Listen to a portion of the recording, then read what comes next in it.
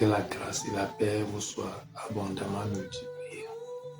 Par la grâce de Dieu, je viens partager avec quelqu'un, je viens partager avec un bien-aimé, je viens partager avec une bien-aimée un message que j'ai intitulé Jésus-Christ ou la religion. Le texte d'appui se trouve dans Galates, chapitre 1, versets 14 à 16.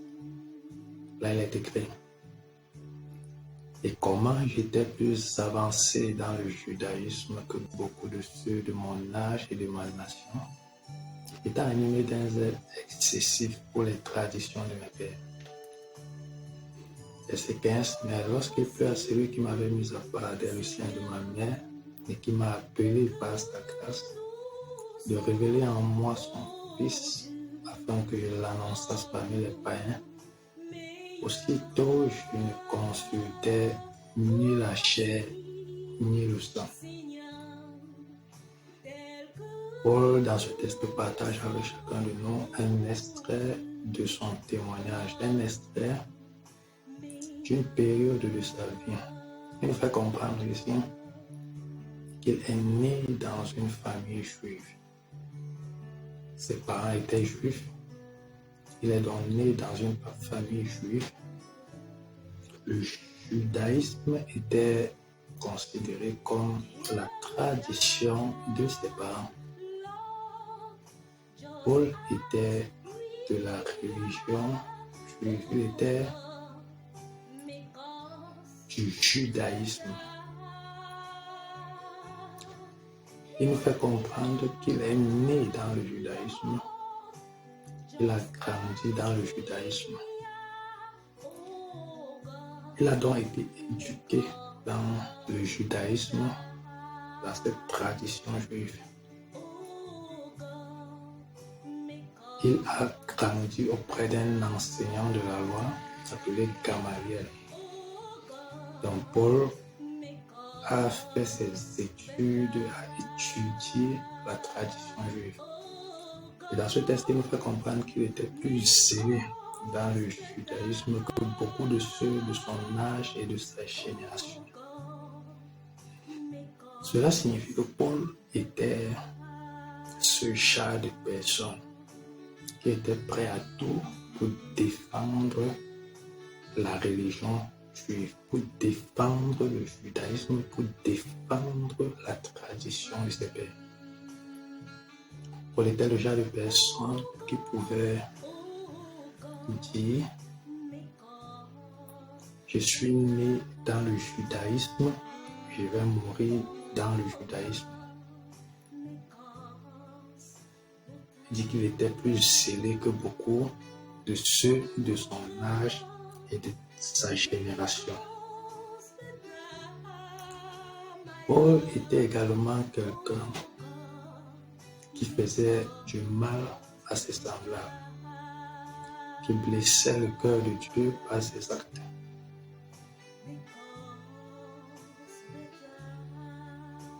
Paul était quelqu'un qui persécutait l'Église du Seigneur Jésus-Christ. On peut voir cela un peu plus haut au verset 13. Vous avez su, en effet, quelle était autrefois ma conduite dans le judaïsme et comment je persécutais à outrance et ravageais l'Église de Dieu. Donc Paul était quelqu'un qui faisait du mal à son semblable. En faisant du mal à son semblable, il était donc une personne qui péchait aux yeux de Dieu. C'était un pécheur. Mais un jour, le Seigneur Jésus s'est fait connaître à Paul. Un jour, le Seigneur Jésus s'est révélé à Paul. C'est pourquoi il dit au verset 16, de révéler en moi son Fils. Donc, Dieu, dans sa grâce, a révélé à Paul qui est le Seigneur Jésus-Christ. Paul a donc fait la connaissance du Dieu d'amour. Paul qui était un homme méchant, Paul qui faisait du mal, Paul qui était un pécheur, Paul qui était un meurtrier, il a fait la rencontre du Seigneur Jésus-Christ. Et à partir de ce jour, ayant fait la rencontre du Seigneur Jésus-Christ, ayant fait la rencontre du Dieu d'amour, le caractère de Paul a globalement changé. Paul, qui était un homme de mal, a commencé à agir avec beaucoup d'amour. Il a commencé à parler avec beaucoup d'amour. Il a commencé à revêtir le caractère du Dieu qu'il avait rencontré, du Seigneur Jésus-Christ, le Dieu d'amour.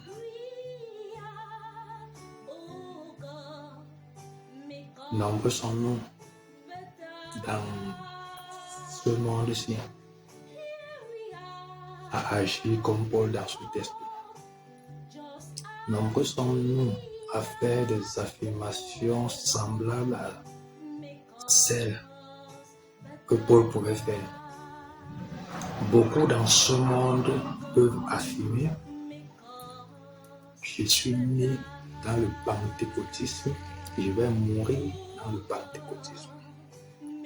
Beaucoup dans ce monde peuvent affirmer: je suis né dans le judaïsme, je vais mourir dans le judaïsme. Beaucoup peuvent affirmer: je suis né dans le catholicisme et je vais mourir dans le catholicisme. Beaucoup peuvent affirmer: je suis né dans une religion évangélique et je vais mourir dans une religion évangélique. Beaucoup peuvent affirmer: mes parents ont adoré des crânes, moi aussi je vais mourir en adorant des crânes. Beaucoup peuvent affirmer: mes parents ont adoré sous des arbres, moi également je vais mourir en adorant sous des arbres. Beaucoup peuvent affirmer: mes parents ont adoré des idoles, moi également je vais adorer des idoles. Beaucoup peuvent affirmer: mes parents étaient athées, moi je vais mourir étant athée. Ça, c'était le genre d'affirmation que Paul pouvait faire. Paul va plus loin. Il dit qu'il était plus zélé dans le judaïsme que beaucoup de ceux de son âge et de sa nation. Plusieurs dans diverses religions croient avoir atteint le sommet des pratiques de ces religions. Plusieurs peut-être se positionnent comme des leaders, comme des mentors, comme des prêtres, comme des sacrificateurs dans leur tradition. Mais Paul nous fait comprendre ici que ce n'est pas cela le plus important. Il nous dit: mais lorsqu'il plut à celui qui m'avait mis à part dès le sein de ma mère et qui m'a appelé par sa grâce de révéler en moi son fils, afin que je l'annonçasse parmi les païens. Donc, un jour, Paul a fait la rencontre du Seigneur Jésus-Christ de Nazareth. Et par ma voix, le Seigneur Jésus-Christ vient à toi de la même manière qu'il est venu à Paul. Par ma voix, le Seigneur Jésus-Christ se fait connaître à toi comme il s'est fait connaître à Paul. Par ma voix, le Seigneur Jésus-Christ attire ton attention. Et il veut te faire comprendre que la tradition de tes pères n'est pas ce qui est important à ses yeux. malgré le fait que Paul était zélé pour les traditions de ses pères, un moment est arrivé. Après sa rencontre avec le Seigneur Jésus-Christ de Nazareth, ces pratiques, ces traditions de ses parents sont devenues des choses secondaires. Paul les a même pratiquement mis de côté pour adopter la tradition qui vient de Christ, pour adopter la tradition qui vient de Christ.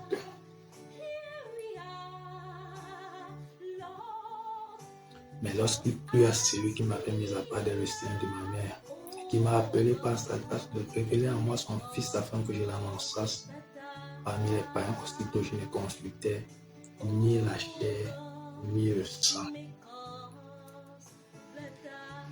Paul était un pécheur. La Bible déclare qu'à tous ont péché et sont privés de la gloire de Dieu. Paul n'est pas le seul pécheur dans ce monde-ci. Toi, tu es un pécheur, moi également, je suis pécheur. Tous, l'humanité tout entière est tenue par le péché. Paul ne faisait pas exception. Toi, tu ne fais pas exception. Moi, je ne fais pas exception. Car tous ont péché et sont privés de la gloire de Dieu. Mais la Bible va plus loin en disant, mais ils sont gratuitement justifiés par sa grâce, par le moyen de la rédemption qui est en Jésus-Christ. Jésus-Christ offre à l'humanité la possibilité d'être justifié. La Bible déclare qu'il est mort pour nos offenses et il est ressuscité pour notre justification. Jésus-Christ te tend la main ce soir. Jésus-Christ te tend la main ce jour. En ce moment où tu m'écoutes, le Seigneur Jésus-Christ te tend la main. Et il te dit, mon fils, ma fille, il te dit, viens à moi. Il dit, venez à moi pour tous qui êtes fatigués et chargés, et je vous donnerai du repos. Le Seigneur Jésus-Christ veut changer ta vie comme il a changé la vie de Paul. Le Seigneur Jésus veut faire de toi une personne remplie d'amour. Le Seigneur Jésus-Christ veut faire de toi une personne ayant revêtu son caractère. Le Seigneur Jésus-Christ veut changer ta condition. Le Seigneur Jésus-Christ est celui qui a pris Paul de meurtrier et il a fait de lui un juste. Il a pris Paul de meurtrier et il a fait de Paul un homme rempli d'amour, un homme rempli d'amour pour son prochain. Il peut également le faire pour toi. Il peut également le faire pour toi. La porte du ciel t'est ouverte. Le Seigneur Jésus-Christ te tend la main. Il dit, je suis le chemin, je suis la vérité et je suis la vie. Le Seigneur Jésus-Christ te tend la main. Il dit, parce que je suis le chemin, je suis capable de te mener au ciel. Parce que je suis la vérité, je suis capable de te remplir de cette vérité. Je suis capable de t'aider à marcher dans la vérité. Parce que je suis la vie, je suis capable de te remplir de la vie. Voilà le message du Seigneur pour toi en cette journée. Jésus-Christ est dans la main. Il dit, viens en moi mon fils, viens en moi ma fille. Ne regarde pas à la nature de ton péché. Paul était un meurtrier. Je ne sais pas s'il y a un péché semblable ou plus grand que celui-là dans ton imagination. Je ne sais pas si dans ton imagination tu crois avoir atteint le sommet de l'iniquité, le sommet de la transgression, le sommet du péché. Mais Paul était un meurtrier. Je ne sais pas quel est ton état en ce moment où tu m'écoutes. Je suis venu te dire, Paul était un meurtrier. et Dieu l'a sorti de cette vie meurtrière, de cette vie de meurtrier, pour faire de lui quelqu'un de meilleur, pour faire de lui quelqu'un d'aimable, pour faire de lui quelqu'un qui aime son prochain, pour changer son caractère, pour faire de lui quelqu'un qui vit dans l'amour. Il peut le faire également pour toi. Il peut le faire également pour toi. Jésus-Christ te tend la main. Tel est le titre de mon message en ce jour pour toi. Je suis venu m'adresser à quelqu'un qui est né dans une tradition particulière. Je suis venu m'adresser à quelqu'un qui a grandi dans une tradition particulière et qui se dit, je vais mourir dans cette tradition-là. De la même manière que Paul est sorti de sa tradition pour pouvoir entrer au ciel. Je suis venu t'annoncer qu'il faut que tu sortes de cette tradition pour pouvoir entrer au ciel. Il faut que tu sortes du culte des ancêtres pour pouvoir entrer au ciel. La Bible déclare qu'on ne sert pas deux maîtres à la fois. Tu haïras l'un et aimeras l'autre. Jésus-Christ te tend la main. Quelle décision prendras-tu en cette journée? Que décideras-tu de choisir?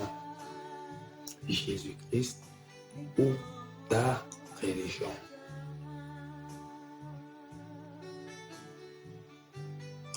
La main du Seigneur Jésus-Christ est tendue.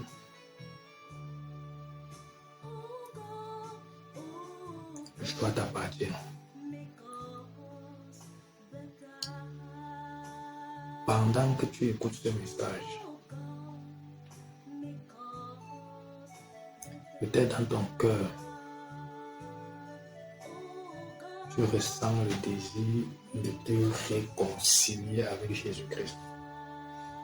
Peut-être que dans ton cœur, tu ressens le désir de faire la paix avec le Seigneur Jésus-Christ. Peut-être désires-tu connaître qui est le Seigneur Jésus-Christ. Peut-être dis-tu, c'est Jésus-Christ dont on est en train de me parler. Est-il réellement vivant? Parce qu'il est vivant, il peut te parler. Il n'est pas seulement mort. Il est mort et il est ressuscité. Et parce qu'il est vivant, il peut te parler. Parce qu'il est vivant, il peut agir en ta faveur. Parce qu'il est vivant, il peut te délivrer de la puissance du péché et te transporter dans son royaume et faire de toi un enfant de son royaume et faire de toi un candidat pour le ciel. Jésus-Christ est vivant et il te tend la main. Il n'est pas un Dieu mort pour ne pas pouvoir te délivrer. Il n'est pas un Dieu mort pour ne pas pouvoir t'aider. Il n'est pas un Dieu mort pour ne pas pouvoir se révéler à toi. Paul croyait que Jésus-Christ était mort. Mais sur le chemin de Damas, il a rencontré le ressuscité. Ce ressuscité qui s'appelle Jésus-Christ de Nazareth. Paul l'a rencontré sur le chemin de Damas. Et lui qui croyait que Jésus-Christ n'était qu'un Dieu mort, il a pris conscience que Jésus-Christ n'est pas seulement mort, mais qu'il est également ressuscité. Et je viens te parler de ce Dieu ressuscité. Je viens te dire, ce Dieu qui est ressuscité, ce Dieu d'amour, te tend la main. Il dit, voici, je me tiens à la porte et je frappe. Si quelqu'un entend ma voix, la porte, j'entrerai chez lui, je souperai avec lui et lui avec moi. Le Seigneur Jésus-Christ fait de ton cœur le siège de sa demeure. Le Seigneur Jésus-Christ peut entrer dans ton cœur. C'est pourquoi il te tend la main et te dit, mon fils, viens à moi, ma fille, viens à moi. Quelle décision prendras-tu? Demeurer dans la tradition de tes pères ou alors avoir une communion, une vie de communion, une relation, une rencontre avec le Seigneur Jésus-Christ de Nazareth. Si ton désir c'est de faire cette rencontre avec le Seigneur Jésus-Christ de Nazareth, alors je t'invite à faire cette prière avec moi. Dis simplement, Seigneur Jésus, j'ai écouté ta parole. Je crois que tu es mort pour mes péchés, que tu es ressuscité afin que je sois justifié. Je regrette ma vie, les actes, les mauvais actes, tous ces mauvais actes que j'ai posés dans ma vie passée. Je regrette d'avoir péché contre toi. Je regrette d'avoir posé des actes malsains à tes yeux, comme Paul les a posés contre toi. Je regrette de t'avoir fait du mal. S'il te plaît, Seigneur Jésus, pardonne-moi. S'il te plaît, Seigneur Jésus, purifie-moi par ton sang. S'il te plaît, Seigneur Jésus, efface mes péchés passés. Et dans ta grâce, fais de moi la personne que tu veux que je sois. Je viens saisir ta main tendue et te dire, conduis-moi dans l'éternité. Aide-moi à entrer au ciel après cette vie sur terre. Au nom puissant de Jésus-Christ de Nazareth. Amen. Maintenant, je veux prier pour quelqu'un. Peut-être tu te demandes, est-ce que ce Jésus est réellement vivant? Est-ce que ce Jésus dont j'entends parler agit encore? Est-ce que ce Jésus dont j'entends parler peut encore faire des choses en ma faveur? Je ne sais pas ce que tu t'es dit dans ton cœur. Je ne sais pas quelle est cette situation que tu traverses. Je ne sais pas si c'est une maladie physique. Je ne sais pas si c'est une maladie spirituelle. Mais je voudrais que tu présentes cette situation au Seigneur pendant que je prie pour toi. Et je prie que le Seigneur Jésus-Christ se révèle à toi. Que cela soit un signe, que l'exaucement à cette prière soit un signe pour toi que le Seigneur Jésus-Christ est réellement vivant et qu'il agit encore. Pendant que je prie, présente ta situation au Seigneur. Père, au nom de Jésus-Christ de Nazareth, je prie pour ce bien-aimé, je prie pour cette bien-aimée qui est en train de vouloir te mettre à l'épreuve, qui cherche un signe pour savoir si tu es réellement vivant. Je prie pour ce bien-aimé, pour cette bien-aimée. S'il te plaît, Seigneur Jésus-Christ, étends ta main puissante pour la libération de cette personne au nom de Jésus. Père, s'il te plaît, étends ta main puissante pour délivrer cette personne de toute oppression spirituelle ou même physique au nom de Jésus. Père, s'il te plaît, étends ta main puissante et agis en sa faveur dans la situation où elle se trouve au nom de Jésus. Que cette prière qu'elle est en train de faire dans son cœur, que cette prière qu'il est en train de faire dans son cœur trouve son exaucement par ta grâce et qu'il sache au travers de cet exaucement que tu es réellement vivant au nom de Jésus-Christ de Nazareth. Je prie pour cette personne qui est malade, que cette maladie te quitte Au nom puissant de Jésus-Christ de Nazareth, je prie pour cette personne qui est oppressée par des esprits impurs, que ces esprits te libèrent au nom de Jésus-Christ de Nazareth. Que ces esprits te lâchent au nom de Jésus-Christ de Nazareth. Que ces esprits te quittent au nom de Jésus-Christ de Nazareth. Quel que soit ce que ces esprits ont provoqué dans ta vie, quelle que soit l'infimité que ces esprits ont provoqué dans ta vie, peut-être c'est la surdité, peut-être c'est l'aveuglement, peut-être ces esprits ont rendu muet, paralysé, que ces esprits te lâchent et que tu retrouves ta santé au nom puissant de Jésus-Christ de Nazareth.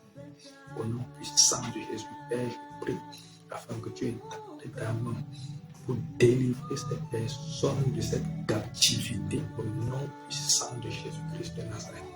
Au nom puissant de Jésus, sois libéré, sois délivré, sois guéri, sois restauré. Reçois la vie de Dieu maintenant, au nom puissant de Jésus-Christ de Nazareth. Que le Seigneur Jésus descende où tu te trouves actuellement. Que le Seigneur Jésus-Christ se manifeste dans cet endroit où tu te trouves, dans cette situation que tu traverses. Qu'il se manifeste et que tu sortes de là avec la conviction qu'il est réellement vivant, au nom puissant de Jésus-Christ de Nazareth. Reçois, Père, toute la gloire, reçois l'honneur. Au nom puissant de Jésus-Christ de Nazareth. Amen. Gloire au Seigneur Jésus-Christ de Nazareth. Et à très bientôt sur la chaîne YouTube Vie pour la gloire de Dieu. Shalom.